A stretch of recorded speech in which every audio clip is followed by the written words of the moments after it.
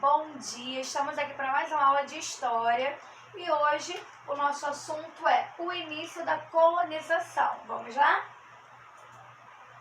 Após o primeiro contato com os índios, os portugueses eles passaram a procurar maneiras de explorar economicamente o território brasileiro. E esse território brasileiro, os portugueses chamavam de Novo Mundo. Tem até uma novela que está sendo reprisada agora na Globo, que se chama Novo Mundo, porque era dessa forma que os portugueses se referiam às terras brasileiras. Eram coisas muito diferentes, pessoas que eles encontraram com costumes diferentes, então para eles aquilo lá era um novo mundo. E diante dessa ocupação, eles começaram a explorar economicamente. Então, a primeira exploração realizada em solo brasileiro foi a exploração do pau-brasil. O pau-brasil era uma árvore que a sua madeira era muito boa para a construção de móveis, mas também eles tiravam um extrato vermelho que tingiam, tinham tinta para tingir roupas e tudo mais. E isso lá para fora, lá na Europa, era muito bom, era muito caro e eles enxergaram aí uma maneira, de comercializar essa árvore e ganhar dinheiro. Após o período desse início da colonização, eles passaram a explorar a cana-de-açúcar começaram a confeccionar o açúcar através da cana-de-açúcar. E após outro período, eles começaram a explorar o ouro. Ou seja, esses três recursos, eles foram explorados em determinadas épocas. Eles não foram explorados juntos. Teve a época, logo no início que eles chegaram ao Brasil, eles começaram a explorar o pau-brasil, aproveitando sua madeira, que eles produziam os corantes vermelhos, que eram utilizados principalmente para tingir os tecidos. Além de também extrair a madeira para a construção de móveis, barcos, tudo que tinha disponível naquela época. Então, assim, para explorar a extração do pau-brasil, eles utilizavam a mão de obra indígena. Eles escravizaram os indígenas para isso. Após esse período aí de extração do pau-brasil, eles descobriram uma nova riqueza, que foi a cana-de-açúcar, e começaram a produzir, então, o açúcar. E depois, de ter explorado o pau-brasil, explorado a cana-de-açúcar, eles descobriram a extração do ouro através da mineração. O escambo. Deixa eu voltar aqui que eu passei demais, espera aí. O escambo. O que era o escambo? O escambo era uma moeda de troca. Eles não tinham dinheiro, naquela época, então eles trocavam. Os índios conheciam todas as riquezas do Brasil e eles viram uma maneira de tirar vantagem desse conhecimento dos indígenas através de troca.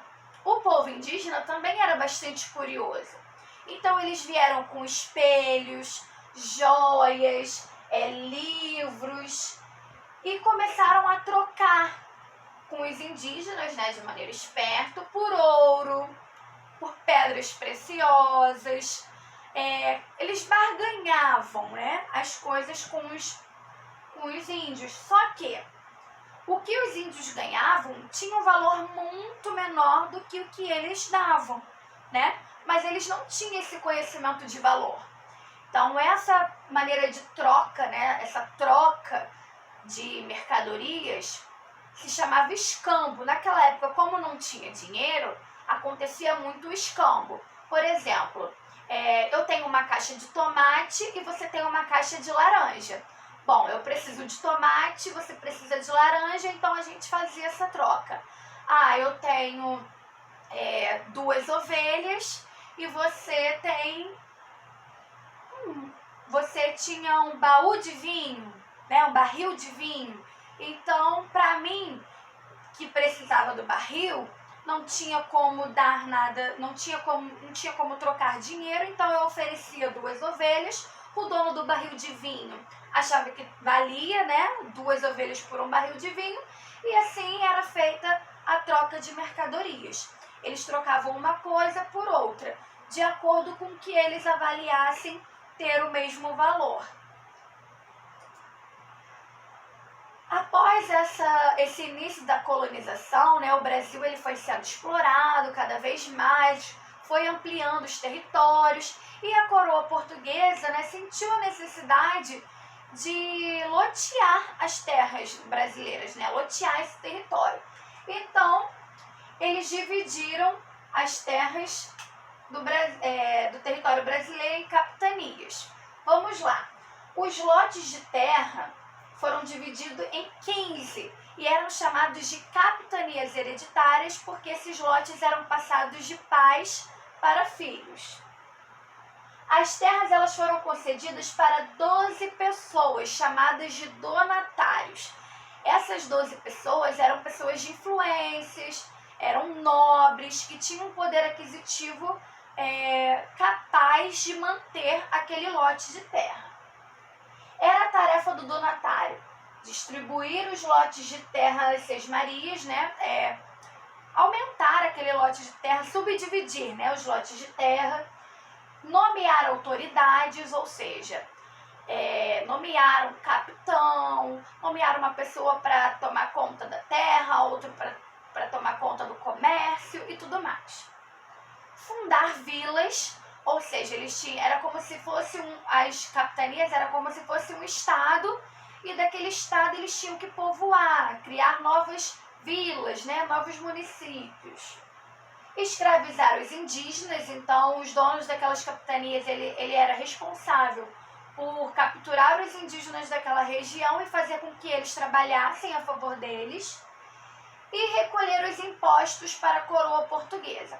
Como assim recolher os impostos? Nem todo mundo que morava naquela vila, né, naquela capitania, eram índios. Eram pessoas que vinham, né, da Europa para tentar a vida no novo mundo. Então essas pessoas tinham que construir suas casas, tinham que comprar comida, e tudo isso era descontado através dos impostos. Então a gente pode observar aqui que os impostos vêm de muito tempo atrás. Aqui nós temos os nomes, né, das 15 capitanias, que era Maranhão, Piauí, Rio Grande, Itamaracá, Pernambuco, Baía de Todos os Santos, Ilhéus, Porto Seguro, Espírito Santo, São Tomé, Rio de Janeiro, São Vicente, Santana, Santa Catarina e tudo mais. São 15 lotes de terra para 12 donatários, ou seja, um donatário aí ficou com mais de um lote de terra. Engenho. Durante a divisão, né, dos lotes, das capitanias hereditárias, uma exploração que ficou bem aflorada foi a exploração da cana-de-açúcar. E esse tratamento da cana-de-açúcar era realizado nos engenhos, que eram grandes propriedades onde a plantação de cana-de-açúcar acontecia e eles ali produziam o açúcar através dos moinhos. Eu não sei se vocês vão conseguir perceber daí, mas aqui, olha, eles têm um grande moinho, os escravos aqui estão trazendo a cana, colocando no moinho para extrair o açúcar e o álcool da cana do açúcar. Então, eu espero que vocês tenham entendido. Qualquer coisa, vocês perguntem por áudio, leiam as páginas, tirem as dúvidas de vocês. Peguem agora para mim o envelope da atividade de história e pintem aí de amarelo, tá ok? Qual é a cor que vocês têm que pintar? Amarelo. Então vamos lá. Número 1. Ligue corretamente. Ou melhor, vocês vão marcar um X, né? No verdadeiro ou falso. Temos aqui 6 afirmativas. Vocês vão me dizer se essas afirmativas são verdadeiras ou falsas, marcando um X, ok? Número 2. Quais foram as diferentes atividades econômicas praticadas no início da colonização? Lembra que eu falei lá e tinha até as imagens, né?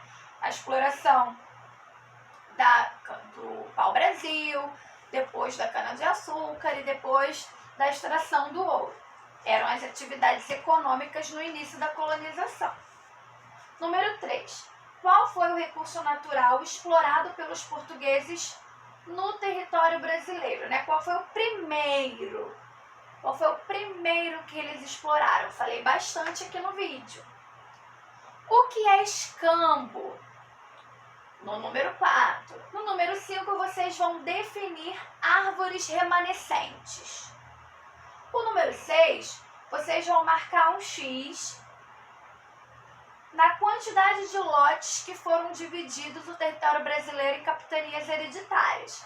Letra A, 10 lotes. Letra B, 12 lotes. Letra C, 15 lotes. Ou letra D, 18 lotes. Vocês vão marcar um X aí para mim na resposta correta.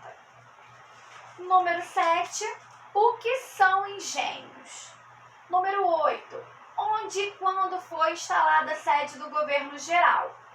O governo geral, né, gente, não falei aqui, mas ele foi designado como uma sede do Brasil, como se fosse a primeira capital, mas ele não era a capital. Até porque também ainda não tínhamos, né, um local definido para ser a nossa capital. Então, como muitas capitanias estavam acontecendo problemas, né, estavam gerando problemas, e isso atrapalhou um pouco o sucesso da colonização, os donatários não faziam investimentos, alguns abandonaram, as capitanias foram invadidas, algumas capitanias foram invadidas, então a coroa portuguesa resolveu implantar uma administração única, já que os 12 donatários não estavam fazendo um trabalho efetivo. Eles resolveram criar uma sede, um governo geral, para comandar esses 12 donatários aí. Então, lá em Salvador, eles criaram nessa sede do governo geral. E o que tinha na sede do governo geral? A sede do governo geral, ela tinha o forte, ela tinha a Câmara, que era a sede do governo. O forte era o lugar onde ficavam os militares e os armamentos. Tinha a capela, que era o local das cerimônias católicas, e tinha também a enfermaria, que era um prédio onde se tratavam os doentes e os feridos da guerra, né? Por mais que a gente, não tinha guerra, tinha sim, porque eles brigavam por território. Então, a cada guerra por território aí, acontecia um conflito, né? A cada disputa de um território acontecia um conflito. Então, vocês vão me dizer onde foi instalada essa sede do governo geral. E também vão no número 9, vocês vão citar quais foram as construções realizadas para fazer parte da administração do governo geral. Foi o que eu falei, né? O forte, a câmara, a capela e a enfermaria. Então, gente, eu vou estar mandando para vocês aí as páginas do livro que você deve estudar e tirar as respostas. Todas as perguntas, as respostas estão no livro, nas páginas do livro. Hoje não é necessário dar nenhum Google, tá bom? Então, eu espero que vocês tenham entendido e até a próxima aula. Beijinho e deixa o like de vocês.